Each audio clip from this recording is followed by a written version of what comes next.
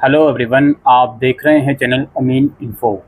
Delhi DElEd या DPSC का entrance exam finally हो चुका है और आज की इस वीडियो में हम डिस्कस करेंगे अब इस एंट्रेंस एग्ज़ाम के बाद का क्या प्रोसेस है। एंट्रेंस एग्ज़ाम के रिज़ल्ट से लेकर आप लोगों के सीट एलोकेशन प्रोसेस, इन सब चीज़ों के बारे में हम इस वीडियो के अंदर बात करेंगे। सबसे पहले हम बात करते हैं इस एंट्रेंस एग्ज़ाम का रिज़ल्ट कब तक आ सकता है और आपकी कितनी रैंक आई है ये आपको कब पता चलेगा। आपके शेड्यूल पर अगर हम नज़र डालें तो 5 जून की डेट बताई जा रही है दोस्तों।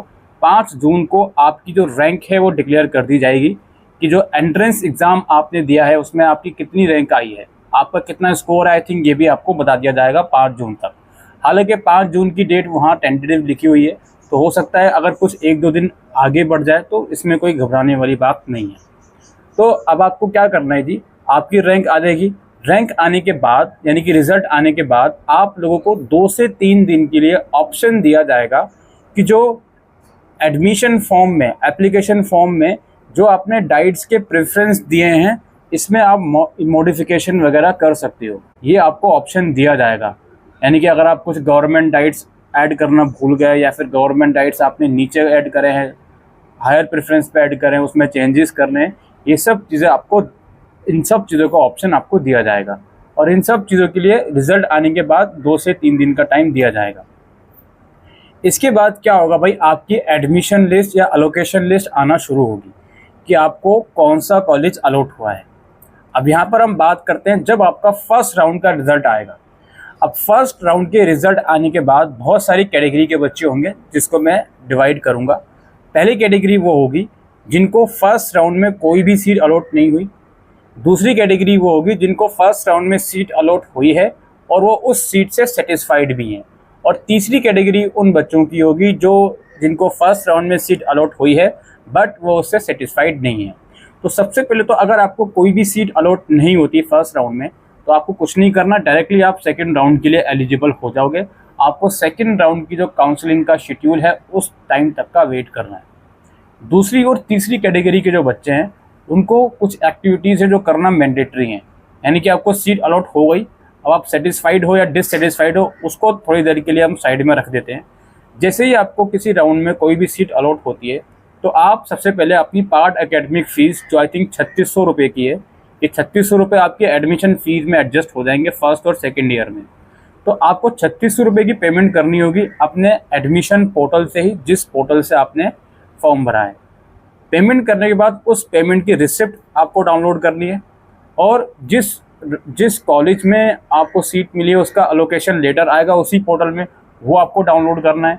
और इसके साथ साथ अपना एंट्रेंस एग्ज़ाम का जो भी रिज़ल्ट वगैरह है या फॉर्म वगैरह, फॉर्म एप्लीकेशन फॉर्म का प्रिंट आउट और जितने भी रिलेवेंट डॉक्यूमेंट हैं, इसमें 10th-12th की मार्कशीट हो गई, आपके पासपोर्ट साइज़ फ़ोटोग्राफ हो गए, अगर आप किसी रिजर्व कैटेगरी से बिलोंग करते हो तो उसका सर्टिफिकेट हो गया, और साथ साथ आपको एमबीबीएस डॉक्टर द्वारा मेडिकल फिटनेस सर्टिफिकेट भी प्रोवाइड करना होगा। तो ये सारे डॉक्यूमेंट लेकर आप जाओगे उस पर्टिकुलर इंस्टीट्यूट में जहाँ पर आपका नाम आया है। सारी एक्टिविटीज़ सेटिस्फाइड या डिससेटिस्फाइड सबको करनी है।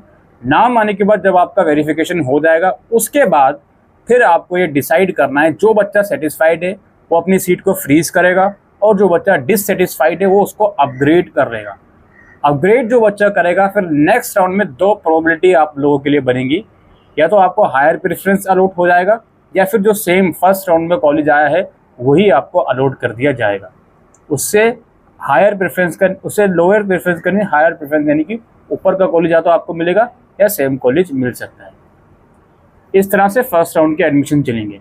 जिस बच्चे को सीट अलॉट हुई है और वो डिससेटिस्फाइड है, अगर वो ये सोच कर बैठा है डायरेक्टली मैं सेकेंड राउंड में चला जाऊँगा, तो ये बहुत बड़ी गलतफहमी है।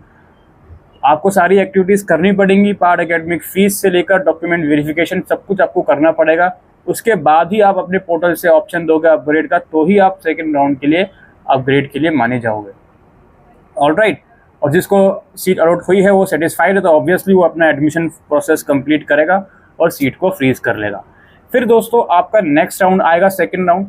सेकेंड राउंड के लिए कौन कौन बच्चा एलिजिबल है, जिसको फर्स्ट राउंड में कोई भी सीट अलॉट नहीं हुई, प्लस जिसको फर्स्ट राउंड में सीट अलॉट हुई थी उसने सारी एक्टिविटीज़ कर ली और उसने अपग्रेड कर लिया, तो सेकेंड राउंड के लिए वो बच्चे एलिजिबल हैं। फिर सेकंड राउंड का रिजल्ट आएगा, सेम वही सब कुछ आपको फॉलो करना है जो फर्स्ट राउंड में जिन जिन बच्चों को सीट अलॉट हुई थी उन्होंने फॉलो करा था, वो सारी एक्टिविटीज़ आपको फॉलो करनी है। इसी तरीके से फिर इसके बाद थर्ड राउंड आएगा, फिर शायद थर्ड राउंड के बाद वो लोग स्पोर्ट राउंड की फैसिलिटीज़ लेकर आएंगे। स्पोर्ट राउंड में कौन कौन बच्चा एलिजिबल होता है? स्पोर्ट राउंड में वो बच्चा एलिजिबल होता है जिसका एडमिशन शुरू की 3 लिस्ट में कहीं पर भी नहीं हुआ, या एडमिशन हुआ था उसने एडमिशन लिया नहीं, पार्ट एकेडमिक फीस पे नहीं करी, या डॉक्यूमेंट वेरीफाई नहीं करवाया। कुल मिलाकर स्पोर्ट राउंड अनाउंस होने तक जिस भी बच्चे का एडमिशन नहीं हुआ उसे स्पोर्ट राउंड में कंसिडर करा जाएगा। और स्पोर्ट राउंड के लिए अलग से फीस भी है 1000 रुपीज़ की, वो आपको पे करनी होगी।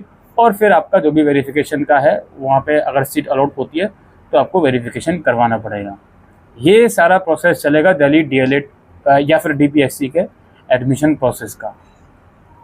एक डाउट काफ़ी बच्चों के मन में आ सकता है, वो डाउट मेरे मन में भी है, बट वो क्लैरिटी कहीं से मिल नहीं पाती। जैसे मान लीजिए फर्स्ट राउंड में कोई कॉलेज आपको अलॉट हुआ, आप उससे सेटिस्फाइड नहीं हो, डिससेटिस्फाइड हो, आपने नेक्स्ट राउंड के लिए अपग्रेडेशन के लिए डाल दिया। अब नेक्स्ट राउंड में आने के बाद अगर सेम ही कॉलेज आपको फिर से अलॉट कर दिया जाए तो क्या उस कॉलेज में जाके दोबारा से वेरिफिकेशन करवाना पड़ेगा? ये एक सबसे बड़ा डाउट होता है। इसके लिए मैं आप सभी लोगों से ये रिकमेंड करूँगा, जिस भी राउंड में आपको कोई कॉलेज अलॉट होता है, अगर आप उससे सेटिस्फाइड नहीं हो तो आप जब डॉक्यूमेंट वेरिफिकेशन के लिए वहाँ जाओगे तो आप उनसे पूछ कर आओगे कि अगर नेक्स्ट राउंड में भी सेम कॉलेज आ जाता है तो क्या मुझे दोबारा से यहाँ वेरिफिकेशन के लिए आना पड़ेगा या नहीं। अगर नेक्स्ट राउंड में हायर प्रेफरेंस मिल जाता तब तो अलग बात है, तब तो ऑब्वियसली जाना पड़ेगा दोबारा से उस हायर प्रेफरेंस में वेरिफिकेशन के लिए, या लेकिन अगर सेम कॉलेज होता है तो वहाँ पर दोबारा जाना पड़ेगा या नहीं, ये सवाल आप ज़रूर पूछ कर आओगे जो बच्चे अपग्रेडेशन के लिए जाएंगे। और जितने भी डॉक्यूमेंट्स आपको बताए दोस्तों, इन सारे डॉक्यूमेंट्स की ओरिजिनल भी और 2 सेट्स ऑफ फोटोकॉपीज़ आप लोगों को लेकर जानी है। जो ये पार्ट एकेडमिक फ़ीस की मैंने बात कही थी, ये एडजस्टेबल है, आपकी फर्स्ट और सेकंड ईयर की फ़ीस में एडजस्ट हो जाएगी। लेकिन आपने अगर एडमिशन ही नहीं लिया, ये फ़ीस पे कर दी, तो ये फ़ीस रिफंडेबल नहीं है, इस चीज़ का भी ध्यान रखिएगा, ठीक है। यानी कि मैं सिंपल शब्दों में कहूँ, आपने पार्ट एकेडमिक फ़ीस पे कर दी और आपका कॉलेज अपग्रेड ही नहीं हुआ और अंत में आके आपने ये डिसाइड करा कि नहीं जी मुझे एडमिशन नहीं चाहिए, तो ये 3600 रुपये आपको वापसी नहीं मिलेंगे। तो ये थोड़ा सा है दुविधा। पिछले साल 2 साल पहले तक ये 1800 रुपये थी फीस, अब 3600 कर दी। हालांकि पूरी फीस एडजस्ट होगी एडमिशन फीस में फर्स्ट और सेकंड ईयर में जो भी एडमिशन कंटिन्यूशन में ले लेगा। ऑलराइट, एडमिशन फ़ीस की ज़्यादा बात है तो अराउंड प्राइवेट इंस्टीट्यूट की 37,000 रुपये 1 साल की फ़ीस होगी, वहीं गवर्नमेंट की आई थिंक 8 से 10,000 रुपये 1 साल की इसकी फ़ीस रहेगी, जो कि आपको क्वार्टरली पे करनी है। ऑलराइट, ये प्रोसेस है दोस्तों दिल्ली डीएलएड या डीपीएससी के एडमिशन का आफ्टर योर एंट्रेंस एग्ज़ाम। मैं उम्मीद करता हूँ आप सभी लोगों को जो इस वीडियो को देख रहे हैं आपका मनपसंद कॉलेज अलॉट हो। इस वीडियो को शेयर कीजिएगा और फर्स्ट टाइम चैनल पर आए हैं तो मेक श्योर आप इस चैनल को सब्सक्राइब ज़रूर से कीजिएगा। Thank you.